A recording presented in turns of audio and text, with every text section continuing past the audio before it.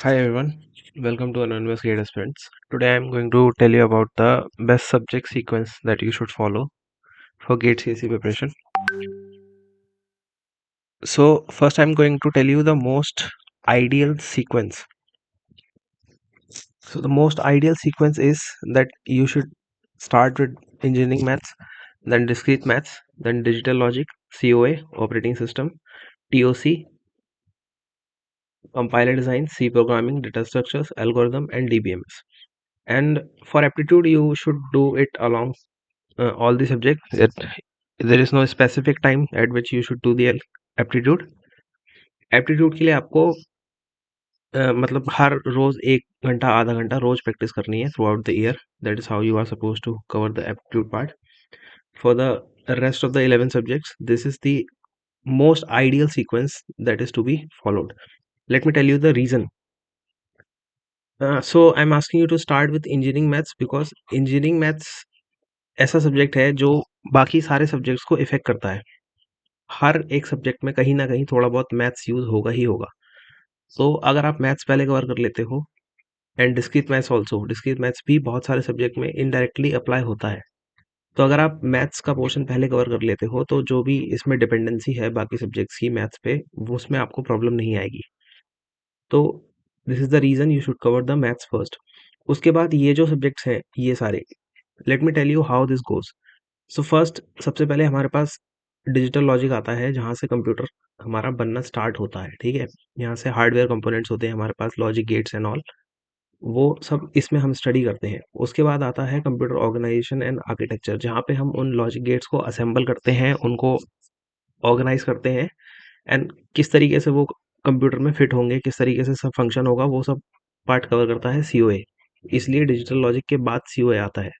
उसके बाद जब कंप्यूटर बन जाता है तो उसके ऊपर इंस्टॉल होता है हमारा operating system. Operating system in सब ये हार्डवेयर के बाद ऑपरेटिंग सिस्टम आता है, इसलिए इसको इसके बाद पढ़ना ही सेंस बनता है.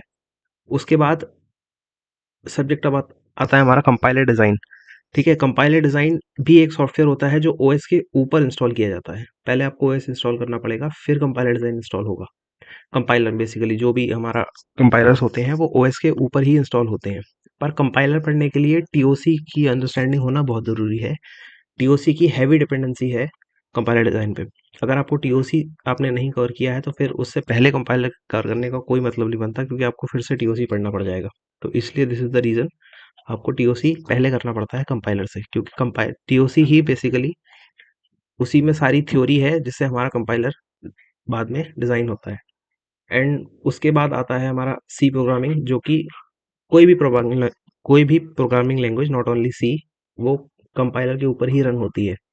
तो अगर आपको कंपाइलर की समझ अच्छे से है तो आप प्रोग्रामिंग की भी अच्छी नॉलेज एक्वायर कर सकते हैं.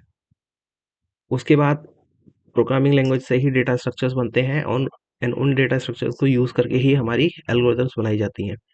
And DBMS is also a software that is install on the OS. OS install करने के बाद ही हमारा कोई भी डीबीएमएस सॉफ्टवेयर इंस्टॉल होता है. ओएस में हमारा नॉर्मल फाइल सिस्टम होता है. जब डेटाबेस बहुत बड़ा हो जाता है तो उसको फाइल सिस्टम से मैनेज करना इतना आसान नहीं होता, तो उसके लिए हमें एक और सॉफ्टवेयर लगता है जिसको हम बोलते हैं DBMS, database management system.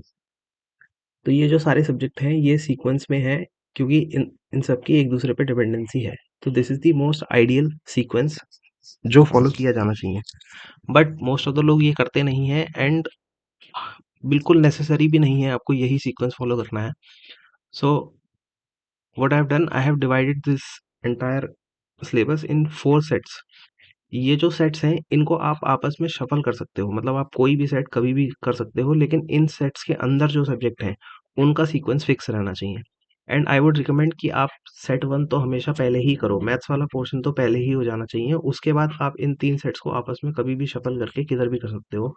3 factorial यानी कि 6 वेज से आप इनको कवर कर सकते हो कैसे भी. आप इसको पहले कर लो, इसको कर लो, इस बाद में इसको ऐसे कर लो, इसको कर लो और बाद में इसको कर लो, जैसे आपकी मर्जी है. मोस्ट ऑफ द लोग इस सेट को पहले करते हैं क्योंकि ये थोड़ा सा ईजी होता है. तो अगर आप अपनी प्रिपरेशन स्टार्ट कर रहे हो और आप बिगिनर हो तो आपको ये वाला सेट आप पहले कर सकते हो. इसके बाद ये तो पहले करना ही चाहिए. उसके बाद आप ये कर सकते हो क्योंकि ये थोड़ा सा ईजी होता है. सी प्रोग्रामिंग, डेटा स्ट्रक्चर, ये वाला पार्ट थोड़ा सा ईजी है, इसलिए आप इसको चाहो तो पहले कर सकते हो.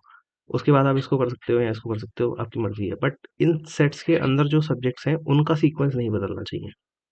इन दोनों का बदल सकते हो, इनमें ख़ैर कोई ख़ास फ़र्क नहीं पड़ता। बट ये सब्जेक्ट के सीक्वेंस नहीं बदलने चाहिए, इनके सीक्वेंस नहीं बदलने चाहिए। टीओसी आपको कंपाइलर से पहले ही करना है, बाद में करने का कोई सेंस ही नहीं बनता। और C programming data structure algorithm, इसका भी सीक्वेंस आपस में नहीं बदलना चाहिए। इन सेट्स को आप शफल कर सकते हो, बट इनके अंदर जो सब्जेक्ट्स हैं, वो उनका सीक्वेंस सेम रहना चाहिए। So this is the best subject sequence that you can follow. Ideal मैंने आपको बता दिया, आइडियल तो ये है, बिल्कुल ही आइडियल अगर आपको करना है, बट ऐसा ज़रूरी नहीं है कि आप वही करो, कोई हार्डकोर रूल नहीं है ऐसा। आप इन सेट्स को आपस में शफल कर सकते हो, बट मेक श्योर कि इनके अंदर जो सब्जेक्ट्स हैं, इनका सीक्वेंस सेम रहे। ठीक है? So that's it for this video. Thanks for watching. I will see you in the next one.